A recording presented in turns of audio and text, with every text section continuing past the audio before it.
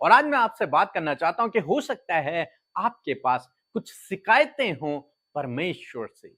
हो सकता है आपने प्रार्थनाएं की हैं लेकिन आपके जीवन में उत्तर नहीं आया।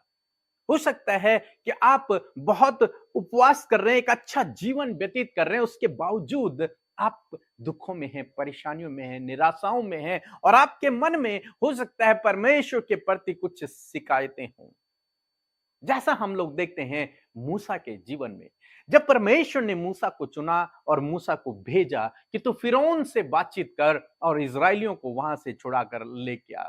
और मूसा गया और मूसा ने फिरौन से बातचीत की। और जब मूसा ने फिरौन से इस विषय में बातचीत की तो फिरौन ने इजरायलियों को और दंड देना शुरू कर दिया, उनको और कठोरता से उनके साथ में व्यवहार करना शुरू कर दिया। तब मूसा के मन में परमेश्वर के प्रति शिकायत उत्पन्न हो गई, क्योंकि उसने सोचा कि परमेश्वर ने मुझे भेजा और मैं परमेश्वर के कहे हुए के अनुसार वापस मिस्र में आया और मैंने फिरौन से बातचीत भी कर ली। मैंने उससे जो कुछ परमेश्वर ने मुझसे कहा था मैंने वो भी कह लिया, लेकिन फिर भी फिरौन ने उन्हें जाने नहीं दिया, बल्कि उनके साथ में और कठोर व्यवहार करने लग गया। इसलिए उसके मन में परमेश्वर के प्रति शिकायतें उत्पन्न हो गई। एक पद हम लोग पढ़ेंगे, निर्गमन की किताब उसका 5 अध्याय और 23 पद, जहां पर कुछ इस प्रकार से लिखा है। जब से मैं तेरे नाम से फिरौन के पास बात करने के लिए गया, तब से उसने इस प्रजा के साथ बुरा ही व्यवहार किया है, और तूने अपनी प्रजा का कुछ भी छुटकारा नहीं किया।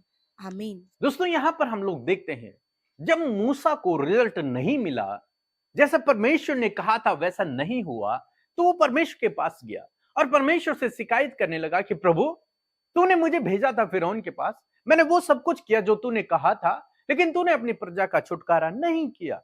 तेरी प्रजा तो फिर और अधिक दुख में चली गई, तूने उनका छुटकारा क्यों नहीं किया? और हो सकता है आज आपके मन में भी इसी प्रकार की कुछ शिकायतें हों। प्रभु, मैं तो एक अच्छा जीवन व्यतीत कर रहा हूं, तो फिर क्यों मेरे जीवन में ये समस्याएं हैं? तूने तो मेरा छुटकारा नहीं किया, तूने तो मेरी प्रार्थनाओं का उत्तर नहीं दिया, जैसा तूने कहा था वैसा नहीं हुआ।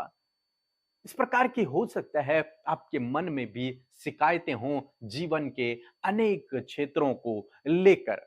ये पर कोई भी बात आपके मन में हो सकती है जिसके प्रति आप प्रभु से शिकायत कर रहे हैं। लेकिन दोस्तों, यहां पर हम लोग देखते हैं परमेश्वर फिर से मूसा से बातचीत करता है। परमेश्वर की कोई ना कोई योजना होती है, यदि तुरंत से छुटकारा नहीं हुआ तो उसके पीछे कुछ योजना है। यदि आपकी प्रार्थना का उत्तर तुरंत से नहीं आया तो उसके पीछे कुछ योजना है। यदि आपकी योजना के अनुसार नहीं हुआ तो परमेश्वर का उसके पीछे कुछ न कुछ योजना है।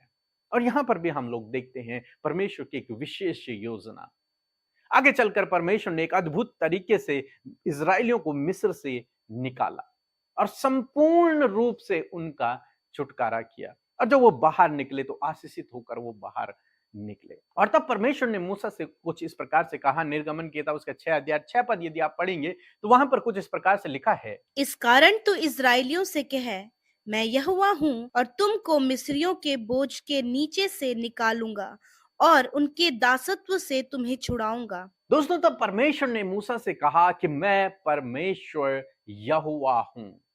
मैं इस्राएलियों को मिस्र के बोझ से छुटकारा दूंगा, उन्हें संपूर्ण रूप से उनके दासत्व से बाहर निकालूंगा। और निश्चय प्रभु इसी प्रकार आपके जीवन में भी करेंगे, लेकिन अपने समय पर और अपनी योजना के अनुसार, जो आपके लिए बेहतर होगी, जो आपके लिए उत्तम होगी। हो सकता है आपको लगता हो कि जो आपने सोचा वही सही है, लेकिन नहीं, परमेश्वर ने जो सोचा है आपके लिए वो सबसे उत्तम है। मूसा ने सोचा कि मैंने तो वो सब कर दिया जो परमेश्वर ने कहा, लेकिन परमेश्वर ने अपने वचन को पूरा नहीं किया। लेकिन नहीं, परमेश्वर के पास एक उत्तम योजना है मूसा के लिए और इजरायलियों के लिए। इसी प्रकार से परमेश्वर के पास आपके लिए भी योजना है। आप निराश न होए, दुखी न होए, परेशान न होए और शिकायती न बने। परमेश्वर निश्चय आपको भी छुड़ाएगा, आपके जीवन में काम करेगा, आपके जीवन के हर एक क्षेत्र में आपको आगे बढ़ाएगा। आपकी प्रार्थनाओं का भी प्रभु उत्तर देंगे। इस सब से प्रभु आपके लिए भलाई को उत्पन्न करें, इसलिए आपके जीवन में थोड़ा लेट हो रहा है। आप इंतजार करें, परमेश्वर के उस सही समय का और निश्चय प्रभु आपके जीवन में भी ऐसे ही अद्भुत आश्चर्य कर्म करेगा जैसे प्रभु ने इजराइलियों के जीवन में किया। सो प्रभु आपको इस वचन के द्वारा बहुतायत से आशीष दे। आमीन।